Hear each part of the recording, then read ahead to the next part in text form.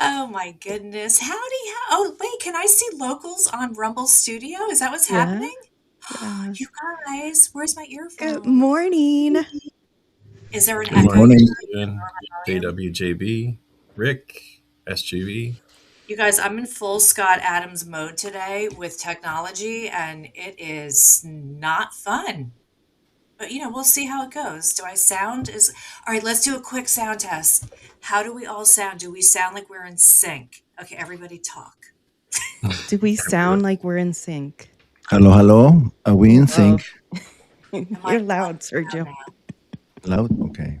Yeah. It's going to take a minute for them to get there. But in the meantime, I would like to say good morning to all of the platforms on X. I hope X is running well today. We know that there is a little glitch with it, but we're working that out. If it's not worked out, it will be. So, welcome to the beloved locals, to YouTube, to Rumble. Um, Good morning. I'm Erica, and this is the Scott Adams School. I'm joined today by our beautiful Marcela, the Good voice morning. of Owen Gregorian, and our Sergio in Tucson. Whoop, whoop. So, you guys, just as always, we want to remind you that Coffee with Scott Adams, which was like what brought us all here, still lives on its own.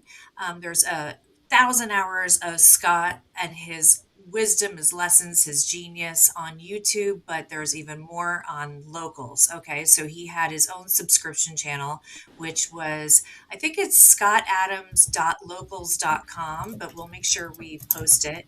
And also, the locals community, you guys, is Chef's Kiss A plus, the most amazing people. We've really formed a family. We are kind hearted and we're all walks of life, but we really love to bring everybody in and bond with you guys. So we encourage you to come over there. Our guest yesterday was Brian Romelli. He's going to be with us doing a long form interview where we can ask a ton of questions and we'll have not unlimited time, but we'll have a lot more time. On the YouTube channel, some people ask why we, maybe cut a video to an hour. It's because we have to respect the time of our guests. So if we were Scott and he had the day ahead of him and he could go on for 3 hours, he could do that. But we're inviting guests to come in and we want them to know we respect their time, that we have a start time and an end time. But if we do want to do longer videos without a constraint, those will be on Scott's Locals channel for subscribers. So we encourage you, come on over. It's a good time. But anyway, today we have the core four here to do some news and some current events. And Owen Gregorian, as always, has picked some fun news stories as he does every single day. And then he does a show on Saturday with his co-host Sergio, and they talk news for hours and hours and hours, and you can all participate there. And SGV. So thank God it's Friday. Thank God it's a news day. And we're so happy you're here. So, Owen, we're going to let you lead with the news stories you want to talk about today. Absolutely not. You missed something here. SGV. The simultaneous sip. Okay. I told you it's a day. We can't do news without the sip. So, it takes a village, you guys, especially today. All right, you guys, are we ready? Lord, I'm going to even do it from my phone, old school like Scott. Here we go.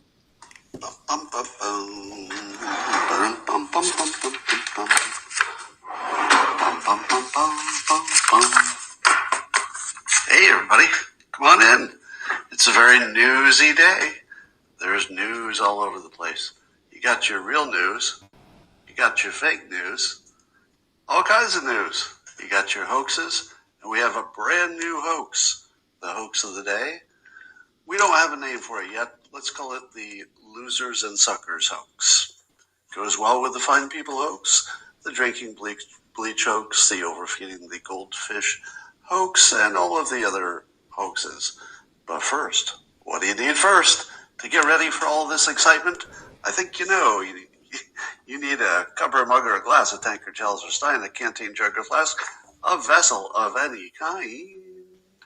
Fill it with your favorite liquid. I like coffee. And join me now for the unparalleled pleasure, the dopamine hit of the day, the thing that makes everything better. It's called the simultaneous sip, and it's happening right now. Go.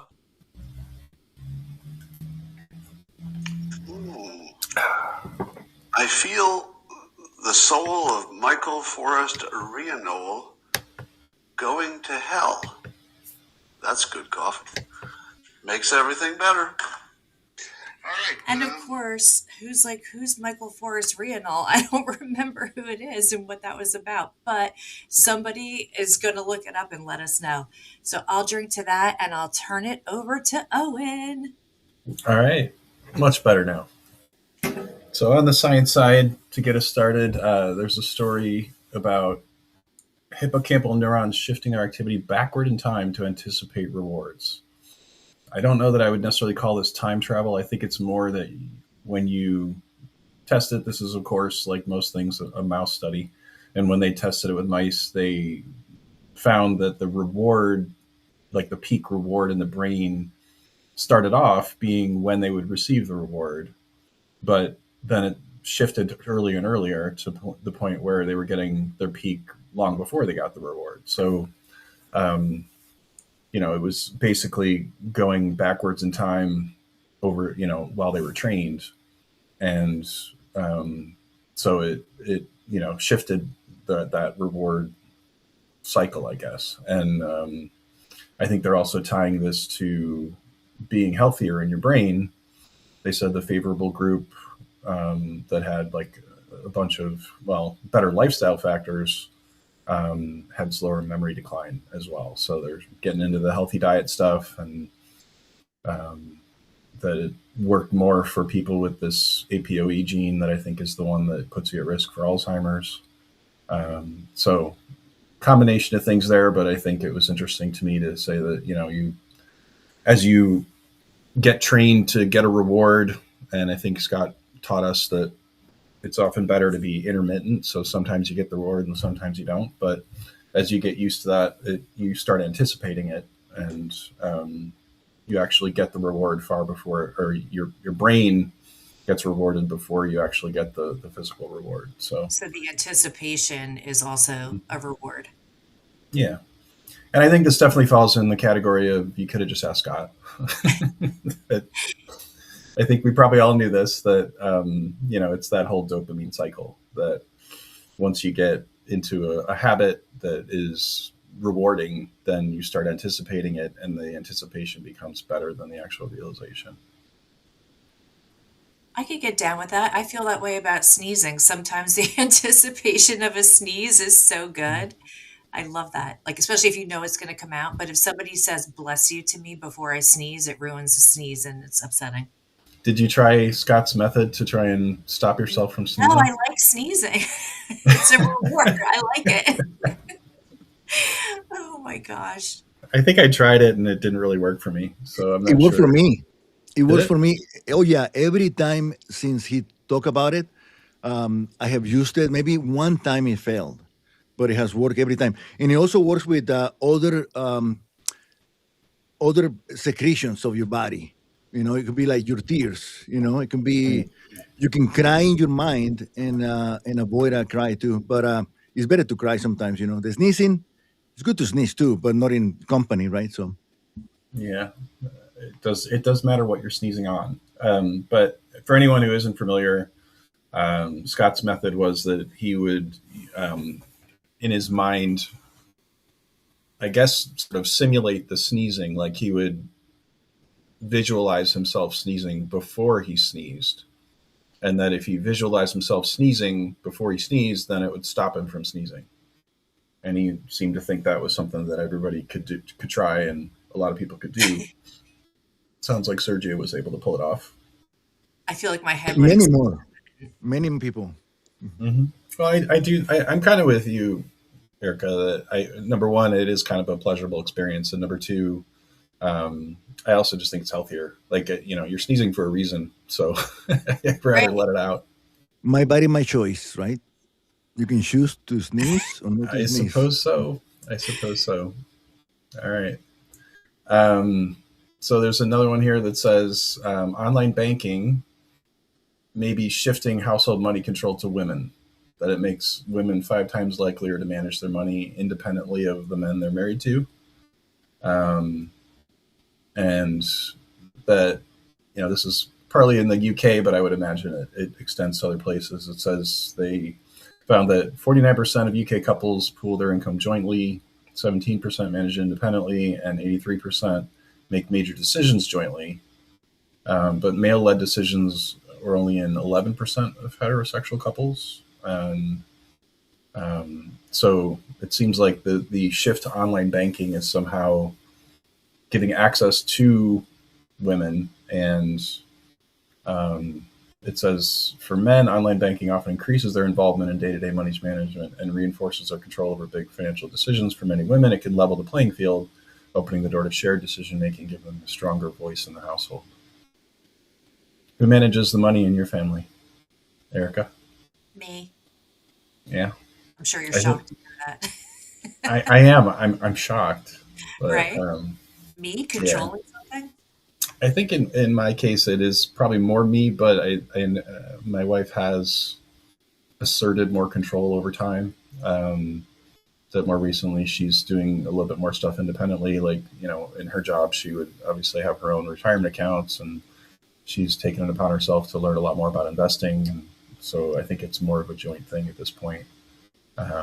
But I would say earlier in our marriage, it was mostly me that I would just, make sure all the bills are paid and make sure we had investments for retirements and all that. So I didn't necessarily want to do it. I don't know what you guys experienced, but when we first got married 800 years ago and Keith would be doing the bills, he would get so upset. And, not at this spending, but just where's this thing? And what about this thing? And whatever. And I'm like, oh my God, I can't, he can't get upset every time we do the bills. The bills are never going to stop. And so I'd bring him a sandwich. I'd be like, hey, honey, why are you doing the bills? And then he'd be like, oh yeah, okay, great. But then he'd get upset again. And then I was like, why don't I just take that from you?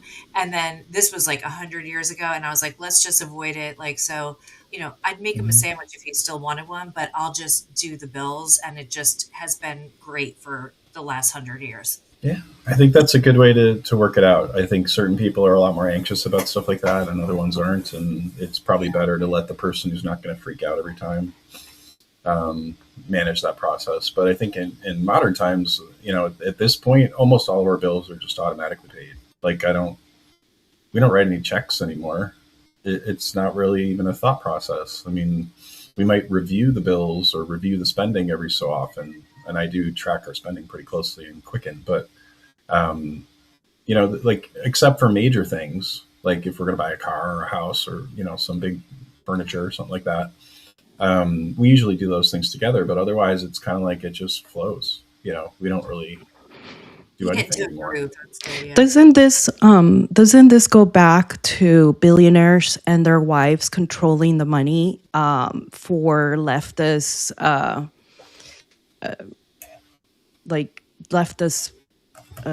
charities and all that? So we could certainly talk about that too.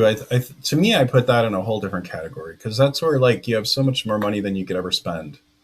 And I would imagine there's no talk about any kind of budget at that point, although I'm sure there are some billionaires that give their wife an allowance or whatever. But I think to me, it's kind of when you have that kind of money. It's your money manager, your finance guy. Yeah. I mean, I guess to me, if I try to put myself in the shoes of a billionaire, I would say, okay, at that point, I'm going to be more defensive. I want to make sure I never go broke. I'm not so worried about making more money at that point. It's just I want to make sure I don't get scammed. Nobody drains the account. Nobody does something so irresponsible that all of a sudden I am broke, because that does happen to a lot of rich people, especially ones that aren't, they didn't slowly make their way to being rich. If they don't have experience managing money, a lot of athletes and lottery winners, most of them, I think actually, or a high percentage, end up broke or bankrupt because they just don't know how to manage money. And I think probably most billionaires are, experienced by the time they get there with it, that they don't have that problem. But I think it really does depend on, what your prior experience was. If you're starting out poor and then you suddenly get millions or billions of dollars, it's a difficult thing to manage, I think, because you just don't have the experience of saying, how do I avoid getting scammed, or how do I make the right decisions? And so I think it is an important skill set to develop over time. Yeah.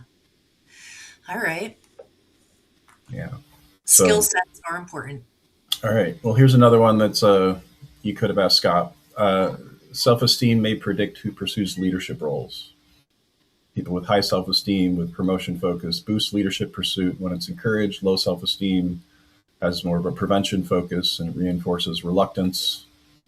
Um, Regulatory focus is pliable, and it's a little bit different than fixed traits like personality or gender. So I think they're pointing to self-esteem as a big factor there. I don't know why anyone needed to spend money on this study.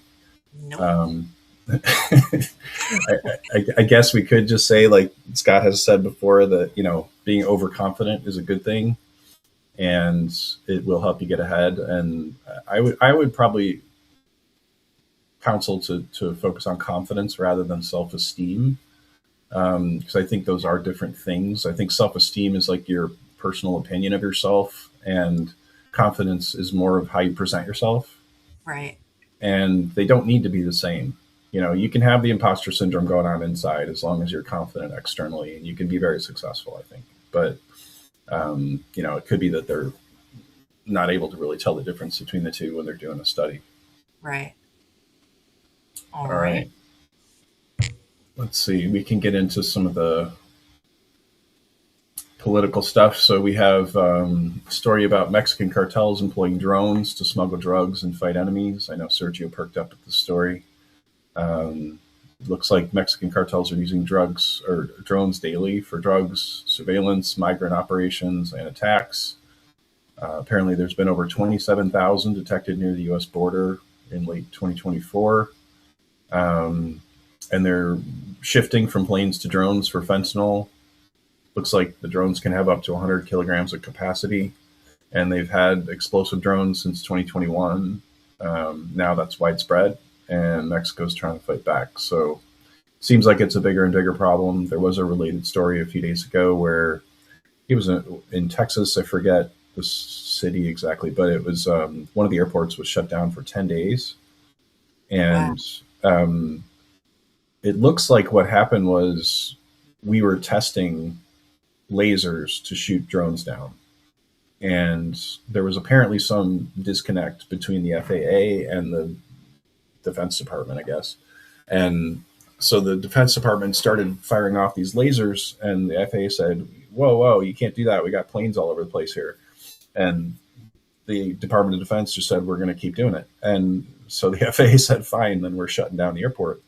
And I think they were just shooting at balloons or something, but there was some, I don't know if I'd call it misinformation, but there were some statements made about maybe they were shooting down Mexican drones. But I think that turned out not to be the case, that they were just shooting at balloons and stuff, and they didn't really shoot any Mexican drones down during this operation. But it looks like we are certainly working on our anti-drone capabilities and probably planning to use it at the Mexican border. I still stand with that the drones over New Jersey were very sus, and we will never have the real answer on it. And I remember getting into debates with Scott about it, and people be like, "They look like airplanes," and it's like, no, there's something really sketchy going on. We know what the airplanes look like over our skies. These were not them. And I remember when Scott was doing the story about the drones that have machine guns on them. I mean, like drones are scary. I mean, the good thing is, you don't have to have boots on the ground when you have drones in the sky. So technically, it should save the lives of especially our troops, which is always a good thing. But I mean, how do you regulate the drones, especially when there's so many commercial, not even commercial, I mean, private drones? Like Sergio flies a drone, and he does that for part of his job is using a drone. And I can see clearly, I could think of 1,000 scenarios of how bad this could go for people, and I'm sure you guys could too. And I would never say one publicly to put an idea out there for some psychopath, but I don't know. I think drones are really our future fear. like should Mhm. be, and how do you regulate this? It's very concerning. Yeah, I mean, it's definitely concerning to me. I think, especially since you have people like the cartels using this, I'm kind of surprised we haven't seen more attacks, even in the U.S. From the cartels, because it seems like they've got the equipment, they've got the money, they've got the technology, they know how to do it, and it does look like they are using it a lot in Mexico. Maybe they're just, essentially not wanting to provoke the U.S. into invading, which is probably what would happen. So. But it'll be interesting to see with all this laser technology, because that seems to be the primary counter that's coming out. Ukraine had a similar story where they developed some kind of laser that was anti-drone, and it seems like that's the counter technology. So it could be that we'll be seeing a lot more lasers going off. Ugh. I just wanted to clarify, Owen, when you say Mexican drones, you mean Mexican cartel drones or the country? Yeah, I'm talking about the cartels using drones. Okay. Yeah, I mean, I would assume maybe the Mexican government has some drone capability, but I think the problem we're talking about is the cartels. There's been stories about this over the It's past few Chinese years. drones mostly. Chinese And, drones. like some people in Mexico have complained that they've had drone attacks from the cartels. Like, if you get on the bad list and they want to get rid of you or get you off your land or something, Oh, that no they'll way. Like send they've drones in used it and for attacking? yeah, yeah. So I think the stuff that's happening in Ukraine is spilling over into Mexico essentially, and they're copying all the same technologies. So it is a scary time. I mean, certainly I would never want to be chased by a malicious drone, but Yeah, exactly. hopefully Sergio will never come after me that way. What do you think about this, Sergio? Well, the part about drones being used by the cartels in Mexico, I've known about that for a long time because, I fly drones, right? I do real estate media. That's photography of houses for people, videos, and the main maker of drones is DJI. It's a Chinese company that now they have pulled out of offering their drones officially in the U.S. But in Mexico, there's stores everywhere. In all the main cities, you have all these stores for agricultural drones. Okay, those are the big ones. They carry a Mm-hmm. lot. So the cartels have been using those, for the war, basically against each other and against the military. So, but it has been always inside Mexico, like in Sinaloa, Michoacan, and all those places where it's heavily controlled by the cartels. And now that is crossing into El Paso, for anybody in Texas, I will be like thinking about it more, right? I will be really aware about it and ask to make sure that, like Erica was saying, like in New Jersey, they were saying all these things that this is happening, that's happening. Just don't believe anything until you check. And it's going to be 3 years ago. I can disclose this because I didn't sign an NDA for this part, but we did some tests. We were hired by a company. I'm not going to say the name, to test a drone detection radar. And I thought, like, well, it's going to be great. We're going to get paid really well. We have all these drone pilots there. And we did this test for about 2.5 weeks. And the system was, I'm not going to say it was not good. I mean, it was not as good as it should be. Was like, I hope they do something. So now that I see that all this is happening, I'm kind of like happy that it's happening. But also, I'm afraid that my drones are going to get shut down sometimes if get mistaken for a cartel drone. But I think it's a good thing, Owen and Marcela. Yeah, all these drones are Chinese made. Mexico doesn't have any drone technology at all. I think they have just the buy-in technology just to buy them. And like Ukraine, they have actually. I heard reports. Maybe Owen, you know about this. They have a Ukrainian pilots in Mexico training cartels. So it might be a rumor. I don't know. So Yeah, I hadn't heard about that, but I don't doubt it. I mean, I think Ukraine is certainly trying to leverage their drone technology and export it. So, I wouldn't be surprised if some of them got hired by the cartel. I would hope that we might be able to get them to stop doing that if they are.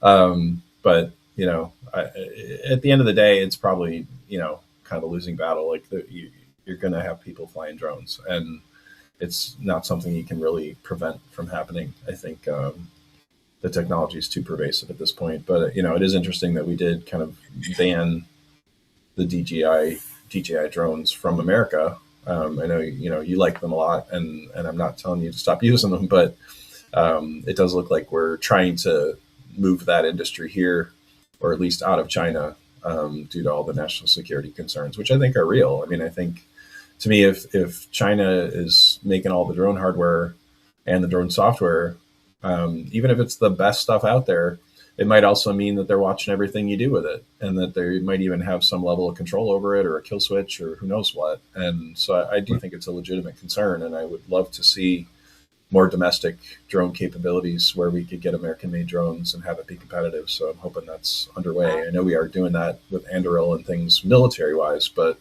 I haven't really seen anything on the consumer side. Yeah, that's the issue, because it's been years since we've known about that. This happening, it was not a surprise in the drone community.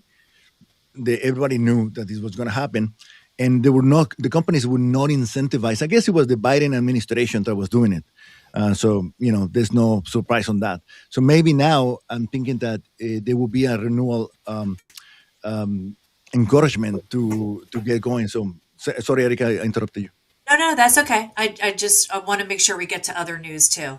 Yeah. Well, so the next story is you may have seen this viral video of the Border Patrol people being turned away from a 7-Eleven. I think it was a Speedway, but they are owned by 7-Eleven. And the quote from that is like, "I don't support ICE, and nobody here does," from the manager of that Speedway. So now the Trump administration is threatening to sever the partnership that they apparently have with 7-Eleven. Because apparently there is some kind of agreement where they can use their GSA fleet cards to gas up all the vehicles and buy snacks or whatever. And it looks like Trump is saying, you need to start answering for this and stop this from happening. Otherwise, they might just stop doing that. And I think that could be a big monetary problem for 7-Eleven. So hopefully they have some leverage there. But right now, apparently this GSA fleet card is mandatory for non-tactical vehicles, and it's accepted for 95% of stations. So looks like there's some conflict going on with 7-Eleven. It looks like we've had similar denials from Hampton Inn and McDonald's. So it seems like we're having a lot of corporate friction with our ICE and Border Patrol. There has to be rules with the franchising of these places. I'm guessing that these people will have their franchise license take not 7-Eleven as a whole thing, but the individual franchise partner. Like I can't imagine they'd be allowed to continue. Yeah, I think there might have been at least one of those already. I think I remember a story like that where the individual store was going to lose their license and they'd have to become some other brand, and not keep the brand. I don't know if it was 7-Eleven or something similar, but I think this is not the first time this has come up. So you might be right.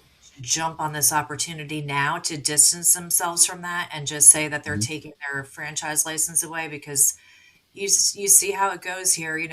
When the majority gets upset, they'll be boycotted and they will probably get run out of business. So yeah, it's bad all around. I mean, you see what's happening in Target. There's even now people are doing some kind of boycott on OpenAI. There's some kind of organized boycott trying to get people to stop subscribing to ChatGPT because of their involvement with the government. And I think it's just bad for business, and it's bad for our economy. It's bad for everybody. And I don't think it works out well for the businesses either way. I mean, I would certainly counsel any business to just stay away from politics and maybe have a policy that just says you can't discriminate and you can't make any political statements, because it's just bad for business. It's like, you're cutting off half your customer base. Yeah. And then worse than that, when you see what happened with Target with all the LGBTQ clothing they were selling, they got boycotted by the right when they were selling it. And then when they pulled it off the shelves, now they're boycotted by the left. And they're just getting whiplash to the point where everybody's boycotting them. And that seems to be the natural path for these things. Like if 7-Eleven comes and says, okay, we're not going to turn away ICE, now they're going to get boycotted by the left. It's just it's a vicious cycle. So This is why we can't have nice things, people. yeah. All right. Well, good news. The appeals court has ruled that Trump can terminate deportation protections for migrants from Nepal, Honduras, and Nicaragua.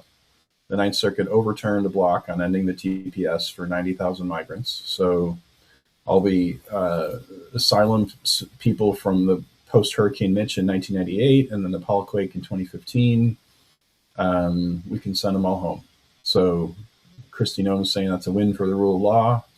TPS, which I think the T stands for temporary, was never designed to be permanent. So it certainly makes sense to me that especially for things like natural disasters, it shouldn't be permanent. And so looks like some good news on the legal front. That and this seems to be a trend that a lot of the district judges are these activist judges that'll block stuff, and then it gets to the appeal court level, and then it gets overturned. So it seems like things are moving in the right direction, at least at the appeals court level. It's so nice to see the law working, right? Mm-hmm. Well, the interesting part about this story is that it's the Ninth Circuit, which is the most liberal circuit in the entire country. So that tells you a lot. Yeah. And I think in some cases it might have to go to the Supreme Court. But it is interesting that... I mean, they might appeal this decision. So then it would then go to the Supreme Court, and they might reject it under certiorari. But you know what I mean? So it's still appealable. It's still appealable? Yeah. Because Ninth Circuit is not yet up to the higher level. Yeah. Okay. As Scott would often say, it's often too complicated to follow these things. I'm sure you can maybe understand it, Marcela, given that you're a lawyer. But, it's like you get all these stories, and sometimes when they say like this one where it says we overturned a block, it's like, well, that might just be a temporary ruling. Like that might not actually be even the case. They might still have to hear the case and then decide. But they're making some preliminary ruling just to say, okay, we're going to overturn the injunction. And the injunction itself was not necessarily an actual ruling on the case. It was just, we're going to block this, right? It's temporary, and most injunctions are temporary unless they're permanent. The word permanent is in it. Yeah. Okay. So getting through the Ninth Circuit is a good step. Like it's leaving them now. For the Ninth Circuit to agree with the Trump administration is like winning the lottery. It's not often. So what this means is the law is very clear on this because it's TPS, temporary. It's a temporary protection. Yeah. Right, okay. So we got a win there. And then more good news just overall, there's a record high number of detained illegal aliens that are voluntarily leaving the country. So what this gets into is that as of 2025, 28% of the detainee removal cases ended up in a voluntary departure, meaning the person agreed to leave. And that's a record high. And it went actually higher near the end of the year. So I think it's up to something like 38% now. So ICE detention hit 73,000 by mid-January. The bond grants fell to 30%, asylum fell to 29%. So Trump is saying over 3 million people have left in Trump's first year. And of that 3,675,000 were actual formal deportations, but 2.2 million were self-deportations. And they still have that CBP home app where you can get $1,000 in free flights home. So it seems to be working. And we've had 3 million people leave, apparently. Wow. All right. So progress, and we still have a ways to go. The next story was actually that in some congressional testimony, they said there's 1.5 million illegal aliens with final deportation orders that are still in the country. And of those, I think 800,000 have criminal convictions.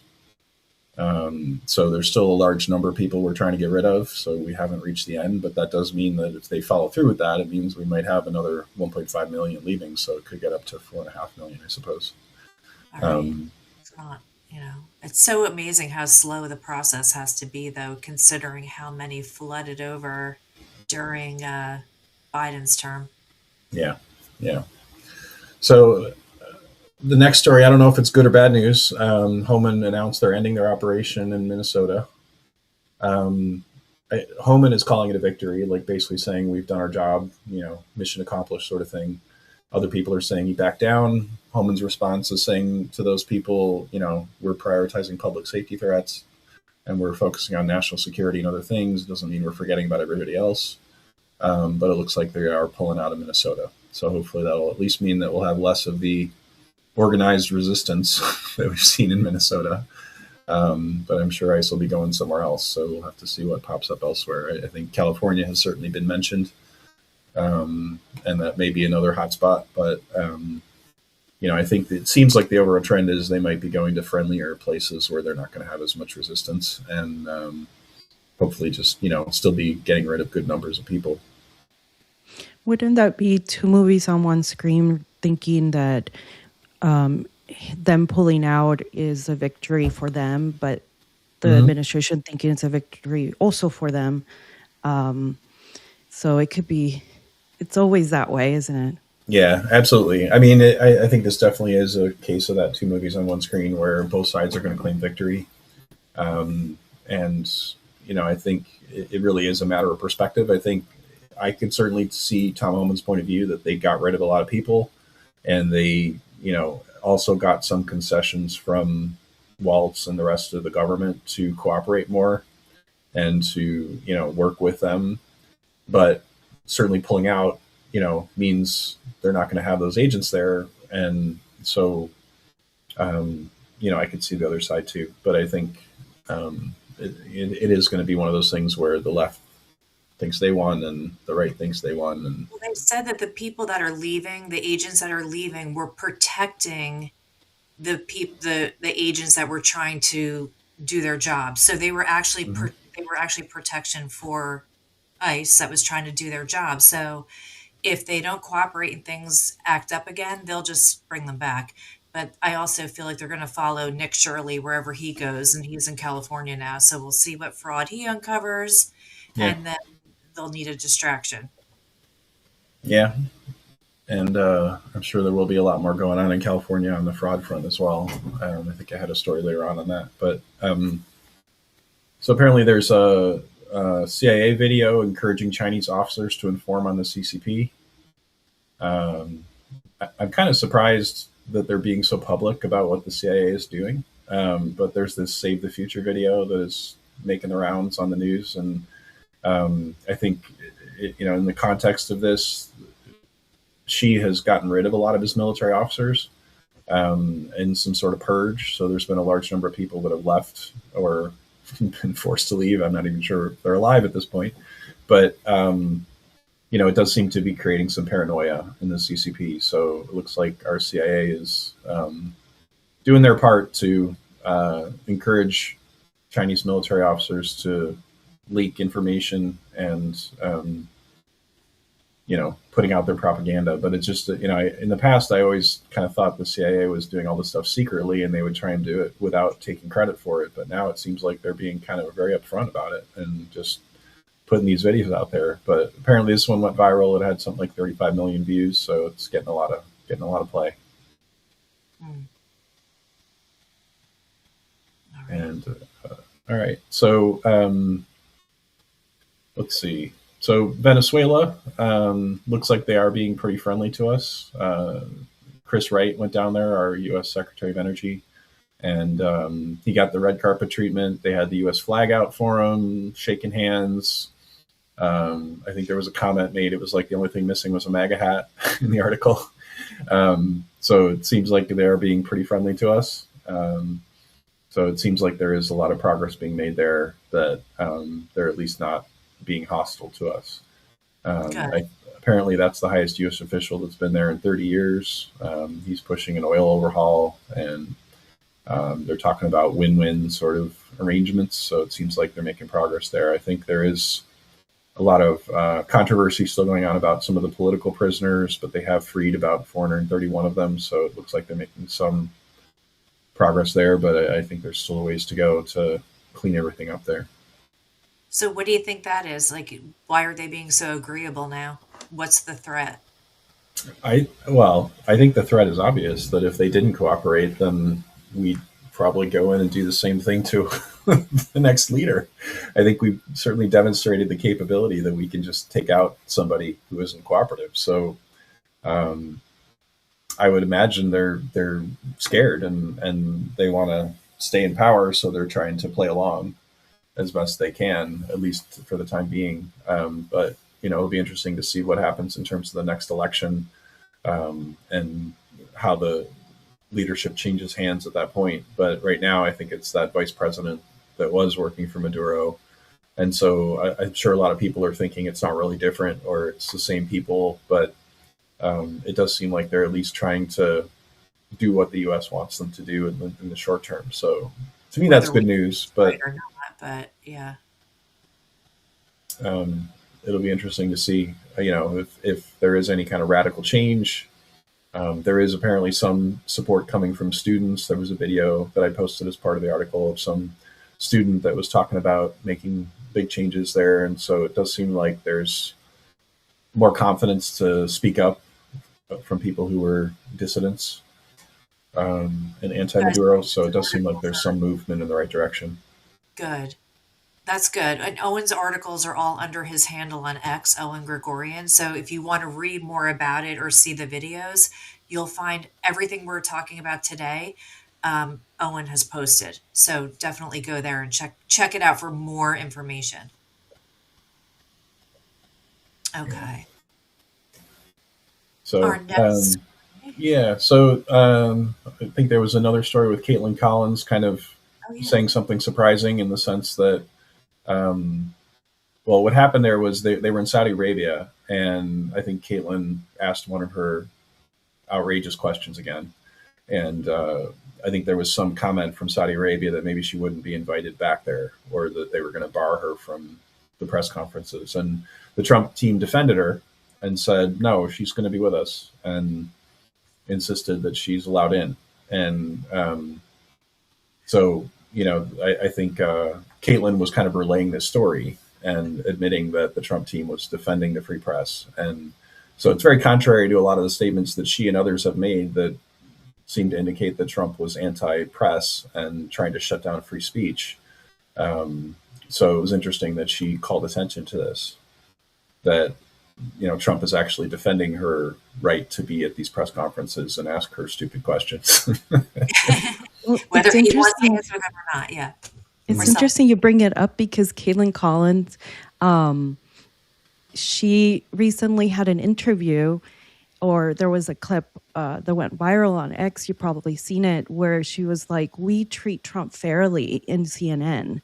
And everyone was like, sure you do. So, I mean, the fact that Trump and the administration defended her says volumes, but we already know they defend freedom of speech. But Kaitlan saying, oh no, we also treat him fairly. We don't have TDS. So that's interesting. And there was a story, maybe you're covering it today, that CNN's ratings have gone down even further into the abyss. So I don't know if you're going to cover that. But that was something I posted yesterday, but as I recall, it was that they've lost 2/3 of their viewership since 2016. So yes, they are down in the abyss, and I'm not sure they're ever going to recover. My question on that is just like, how can these stations even stay in business? It seems like we keep seeing story after story like this, where MSNBC and CNN, and especially a lot of these left-leaning stations, are just cratering in the ratings. Fox is by far the leader in any news station, and I think they're the only one that might have a positive trend. And so it seems like it's just killing these places. We had, I think it was the latest story I saw was half of the reporters from the Washington Post have been let go. And so it just seems like they are having to renegotiate their contracts with all these supposedly celebrity broadcasters, and they're, cratering in the ratings, which means they're not getting all the ad revenue that they used to get. And I just don't know how they even stay in business at this point. And I'm kind of wondering if some of them are going to start disappearing. I think some of them are just funded by nefarious people, and so it kind of doesn't even matter. That's my personal opinion. Well, I think that was the case on the government side, that they used to get a lot of money from the government in one form or another. I think that was certainly true in the COVID years, where it seems like a lot of contracts were put out from the Biden administration to essentially pay off the news to say what they wanted them to say about COVID.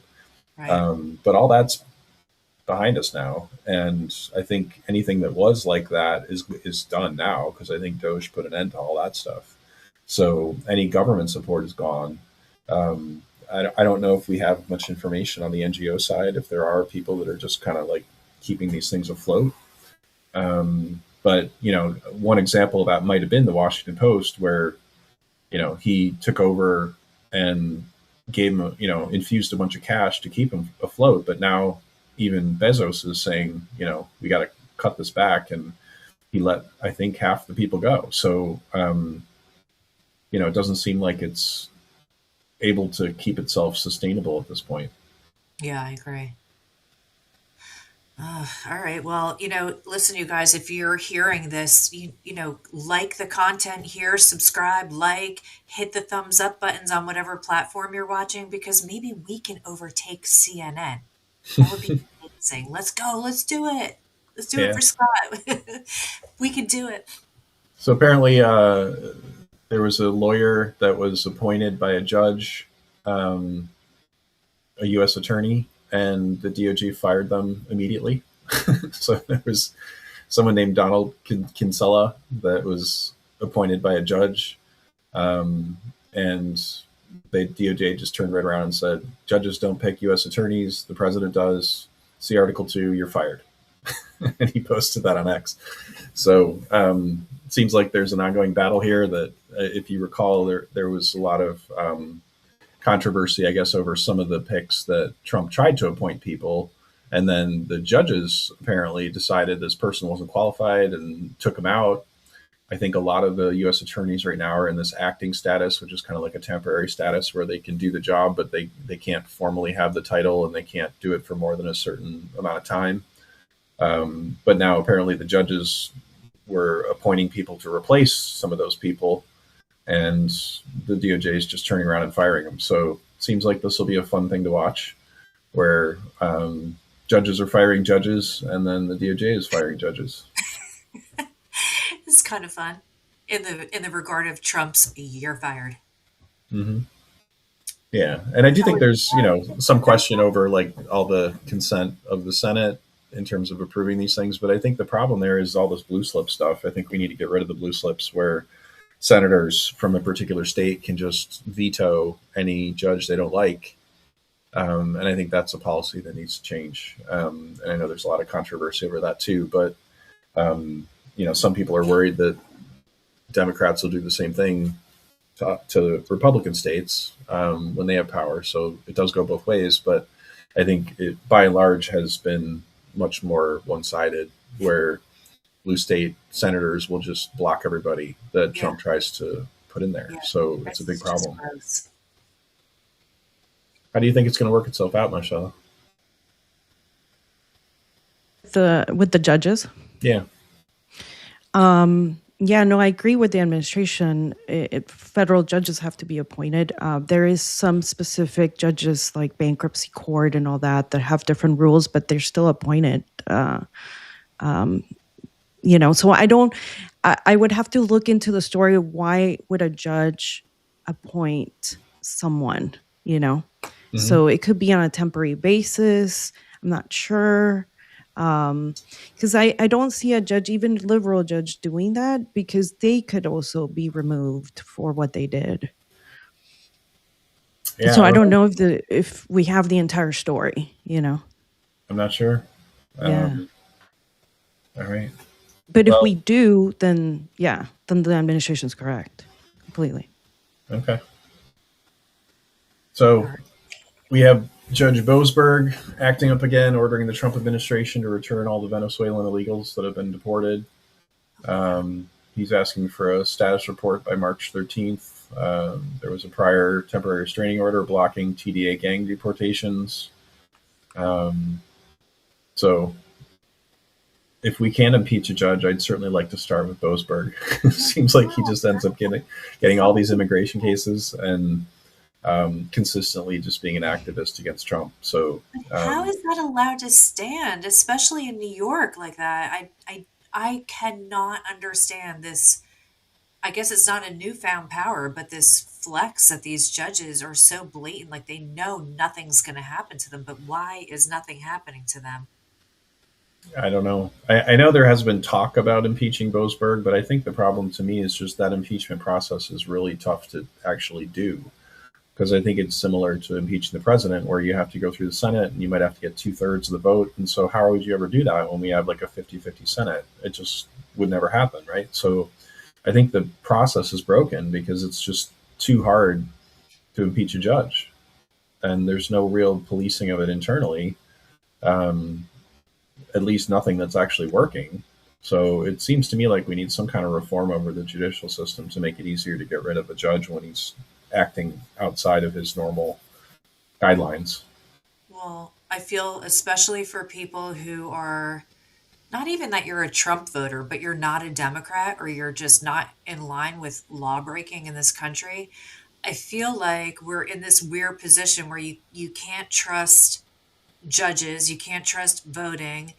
You might not be able to trust your doctor, because it's like everything's like a team sport now. And it seems like it seems like, I'm sure it's not as many, so I don't want to be overstating it, but it feels like to me a lot of people in these positions are radical. And so, I'm always like, oh, well, if I have to go to the hospital or, to a new doctor or something, I want to make sure I don't say anything about the way I think about anything because Yeah. I don't think I'd get a fair shake. So if I feel like if I had to go to court, I am sure that I've seen the things that, these criminal leftists have done and they're getting away with. And if Mm-hmm. we did like one tiny little thing of what they've done, we'd be in jail. So it's really bad to go through life as a free American, not trusting any of our systems. I agree. It's a problem. All right. But Well, I was just going to add Owen and Erica to make it a more positive outlook. This is how justice works. There's leftist judges, there's centrist judges, there's different type of judges. But guess what? An appeal is going to be made of Boasberg's ruling and up to another court, and then that's going to be blocked. So remember how, like, I think Owen talked about it today. Scott was like, I can't keep up with which. So in the positive side, it will be mhm. blocked again. So Yeah, it just, I mean, to me, this is all about obstruction at this point. That's what Boasberg's doing. I'm sure he knows that his rulings are going to get overturned, and he's doing it just to make things harder and to slow things down. And it just seems like something that needs to be fixed. But and I think that I don't know if it was this particular issue, but I think it was something close to this where the Supreme Court already ruled that said the Trump administration can do this stuff, and then Boasberg's continuing to just disregard what the Supreme Court already ruled on and is violating that. So it just seems like it's all about obstruction. It's all about trying to just put roadblocks in the way to keep Trump from being able to do what he's trying to do. Yeah. Hmm. But I agree with you. Ultimately, it probably will end up on Trump's side. I think he's won more often than he's lost at the Supreme Court level. But it just Yeah. takes a lot of time to get there. All right. We All right. have, Well, we can talk a little bit more about the economy. yeah, good. Well, I don't know if it's good. Oh, I mean, not good, but okay, good. But so apparently 10% of all student loan borrowers are over 90 days past due on payments. There's a million that defaulted last year in the fourth quarter of 2025.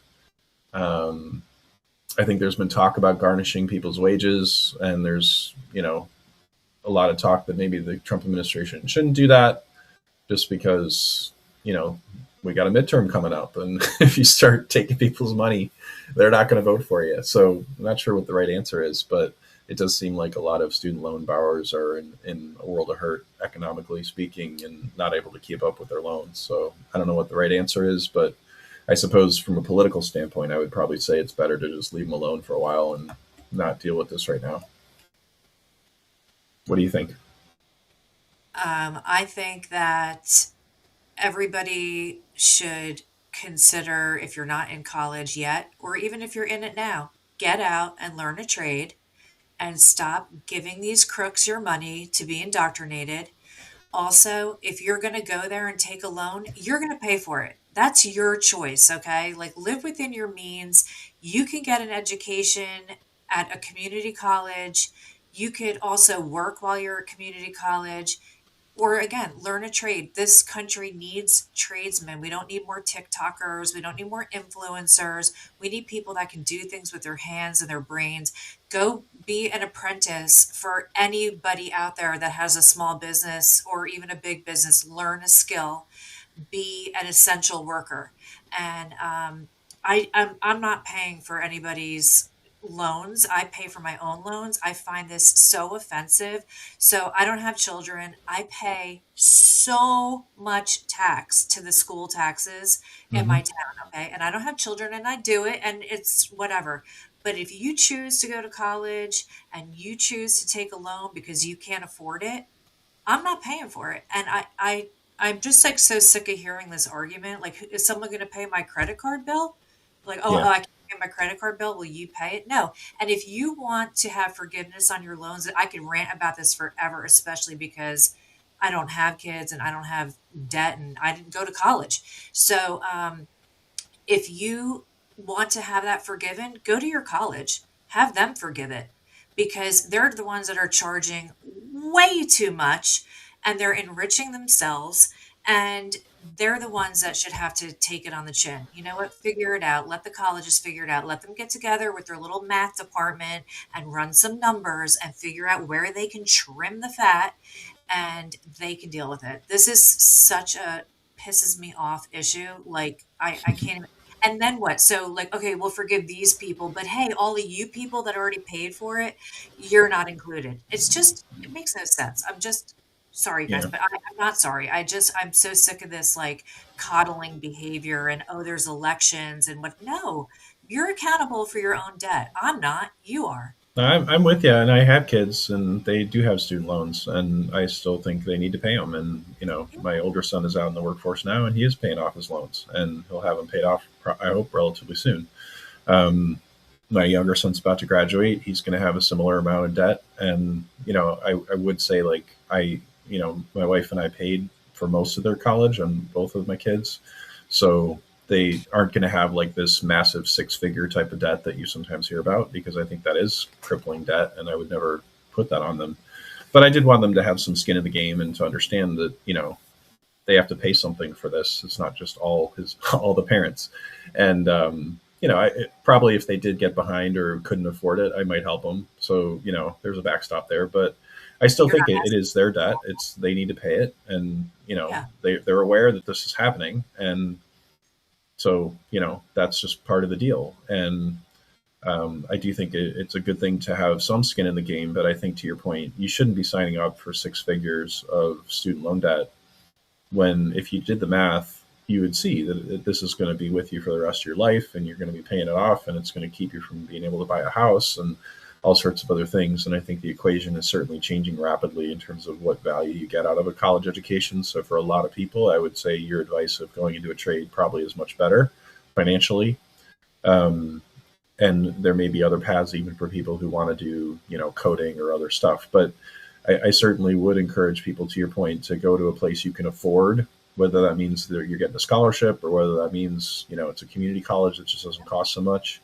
Because I think in many cases the education is just as good, and I would love to see a lot more pressure on these universities to lower their prices, because it does seem pretty outrageous to me The that they're charging salaries of these these massive people in these amounts. schools, they're outwardly racist and bigoted and they're lining their pockets and the endowments they get and it's a money laundering scheme in my opinion. But yeah, so thank you for understanding that. I don't want to pay for your kids' education, and you don't need a college degree, kids, to understand that you're going to be in debt forever and you're not going to get the job that you think you're going to get in your field. It does not exist. You're going to end up being a manicurist like everybody else, and you don't even need to go to college. So that's Aunt Erica's advice for you. I was just Right. gonna I was just gonna add a positive note. I think the job numbers are, again, all data is what was it? That's all fake. But it went down. And then the other thing is the Dow Jones hit 50,000.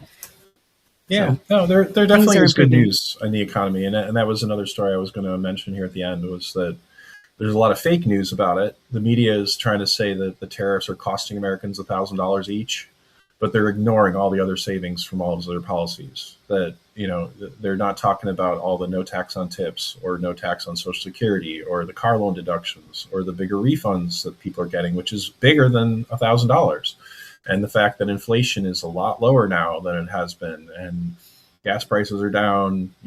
And so there's all this investment coming in. To your point, there's a lot of jobs being created, and Vance came out and said, in his estimation, households are actually like $1,200 better off under Trump.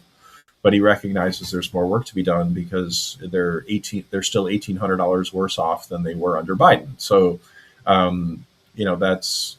that's just a leftover from all the inflation of the Biden years. So I think there's still a recognition that it's hard on a lot of people, but I think we are actually making it more affordable for people, and it's just going to take more time to get back to where it needs to be. I want to quickly ask Sergio, do you have an opinion on this topic too before we come to an end? Oh, yes. What was this topic again? Because no, I got it. When it comes to, I didn't hear the topic. I was zoned out. Sorry. It was the tariffs and how the media is reporting that it's costing families $1,000, but they're ignoring all the plus sides of all the Trump policies, and that really inflation's down. There's no tax on tips. They're getting bigger Okay. tax refunds, all the other things. So it was kind of the fake news story around that. So the thing, the overall story here is that if we're going to overcome debt, which is like the one thing that everybody thinks that is going to be what is going to kill us at the end. The only thing that is going to overcome that is going to be growth. And when Trump says that we can do a 15% growth GDP, everybody says like that's impossible. That's unprecedented. Nobody can do that. Well, Trump is the guy that has been able to do all the things that nobody has ever done. So it's time to reevaluate all our assumptions, previous assumptions about every president ever and what they can do. And the left has a great imagination, but they don't have an imagination enough to see what Trump can do. So I think slowly we're getting more recruits into the side of, I'm not going to say the right, but the common sense. And people like Collins from CNN praising the administration for sticking up for them in Saudi Arabia and all those things, all those personal stories, they accumulate and accumulate and accumulate, and all those reporters are feeling the warmth of capitalism instead of the coldness of socialism. So yeah, I think that it's going to be great. And I got my Trump right here. Let's see what he has to say. And then I tweeted, have many millions between Facebook and Twitter. It's great. It's like owning a newspaper without the losses. It's incredible. Okay. So yeah, the newspaper is dying. That was random, by the way. So the newspaper, the Washington Post, is dying right now, and thank God for those are the first guys that took out Scott, and I celebrate their defeat. So Okay, so you guys, it's been 1 month. It's been 1 month without Scott. Wait, just in case I have my tissues here. Okay, so we cannot thank you enough for sticking by our side, especially in this last month. It's been a trying time for all of us, and we feel the love from you, and the feedback we've been getting has been great. And we plan to go forward and reshape some things and add some things. We have lots of plans for Scott's Locals channel coming up, and we just want to say that we miss him immensely. His wisdom. We know it's hard when the news is hard and we don't know how to dissect it. It's like, just ask Scott, and we can't. So I'm, saying to myself, what would Scott say? What would Scott say all the time? But I usually am always like, okay, Scott, like, what do I need to know about this? Like, send me the answer, send my brain in the right direction. So you know, we miss you, Scott, and we love you. We honor him and his wishes by continuing here on his channel, not creating an AI version of him. Like, he did not want that to happen, or his likeness, or anything about him. And I appreciate you guys for defending those wishes of his along with us, and sticking together as a family and a group. And we're listening, so definitely you could send us feedback, and give us your opinion on things, but just know that we are striving every day to make this better experience for you, and to do it in the way Scott wanted. And please keep showing up for us like Scott showed up for us, and we will keep showing up for you. And I just wanted to say thank you, and we love you. And Shelly has been amazing, keeping this going for us. And she's in her own grief. And then she also has so much on her plate, as you guys could imagine, sorting out everything after Scott left us. So please, allow grace for everybody. It's very fresh. And Scott was a personality that only we could really truly understand. I think we all get it. And I love that you guys are going to the Scott Adams meetups. I think it's really important to be able to talk to other people that love and understand Scott. Like, we get it, like we all get it. So keep doing that. Keep talking about him. Keep sharing his lessons and his stories. And, we'll just keep communing here together in Scott's honor and Scott's memory, but always out of love for him. Okay. So you guys will do a final sip to our beloved Scott and to Shelly. Shelly is a saint. I see you, Annie. She's amazing. She's an amazing, amazing human. Um, she's in communication with us. I talk to her every day, and she's a big heart, and she's a very unique person. I mean, to say, like, your ex-wife is your best friend, your ex-husband's your best friend. I mean, that's pretty remarkable, an example. So, all right, you guys, I love you. I love you guys. And we have Owen coming on tomorrow with Sergio and SJV, and they will be on Spaces at 7 Western and 10 Eastern, same time as Scott would be. And you guys can participate in there and chat it out with them, all about the news and all fun stuff. And then Owen might also have a subscriber only Spaces on Sunday. So, please consider subscribing to Owen's channel. He brings a great service to all of us, and we appreciate it a lot. All right, Sergio, Marcela, Owen, I love you guys. Shelly, we love you. And a final sip to you guys in honor of Scott. To Scott. To Scott. See you.